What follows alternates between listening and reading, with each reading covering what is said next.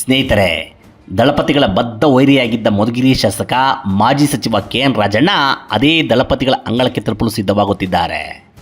JDSನಿಂದಲೇ ಗೆದ್ದು ಮೊದಲ ಸಲ ವಿಧಾನಸಭೆಗೆ ಬಂದಿದ್ದ ರಾಜಣ್ಣ 2008ರ ಚುನಾವಣೆ ವೇಳೆಗೆ ಸಿದ್ದರಾಮಯ್ಯ ಅವರನ್ನು ಹಿಂಬಾಲಿಸಿ ಕಾಂಗ್ರೆಸ್ ಸೇರಿದ್ದರು. ಬದಲಾದ ರಾಜಕೀಯ ಪರಿಸ್ಥಿತಿಯಲ್ಲಿ ಈಗ ಕಾಂಗ್ರೆಸ್ ಅವರಿಗೆ ಅಪತ್ಯವಾಗಿದೆ. ಗಂಭೀರ ಕಾರಣವಿಲ್ಲದೆ, ಯಾವುದೇ ಭ್ರಷ್ಟಾಚಾರ ಆರೋಪಗಳು ಇಲ್ಲದೆ ಯಕಶ್ಚಿತ್ ಒಂದು ಹೇಳಿಕೆ ಕಾರಣಕ್ಕೆ ಮಂತ್ರಿ ಸ್ಥಾನ ಕಸಿದುಕೊಂಡ ಕಾಂಗ್ರೆಸ್ ಹೈಕಮಾಂಡ್ ಬಗ್ಗೆ ಅವರಲ್ಲಿ ಆಕ್ರೋಶ ಮಡುಗಟ್ಟಿದೆ. ಹೀಗಾಗಿ ಪಕ್ಷ ತೊರೆಯಲು ಬಹುತೇಕ ನಿರ್ಧರಿಸಿಬಿಟ್ಟಿದ್ದಾರೆ.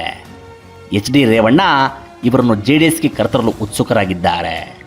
ತುಂಬಿದ ವಿಧಾನಸಭೆಯಲ್ಲಿ ರಾಜಣ್ಣ ಬಗ್ಗೆ ರೇವಣ್ಣ ಕಾಳಜಿ ವ್ಯಕ್ತಪಡಿಸುವುದು, ರೇವಣ್ಣ ಬಗ್ಗೆ ಅವರ ಕುಟುಂಬದ ಬಗ್ಗೆ ರಾಜಣ್ಣ ಕಾಳಜಿ ತೋರುವುದು ಬಹಿರಂಗವಾಗಿ ನಡೆಯುತ್ತಿದೆ.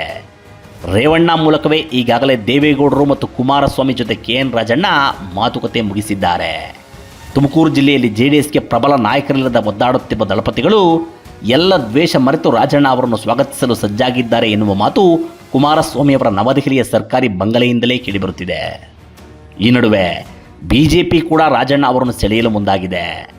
ರಾಜಣ್ಣ ಕಮಲ ಪಕ್ಷದ ನಾಯಕರೊಂದಿಗೆ ವಿಶ್ವಾಸ ಹೆಚ್ಚಿಸಿಕೊಂಡಿದ್ದಾರೆ. ಸಿದ್ಧಗಂಗಾ ಮಠದೊಂದಿಗಿನ ಬಾಂಧವ್ಯ ಬೆಸೆದುಕೊಂಡಿದ್ದಾರೆ.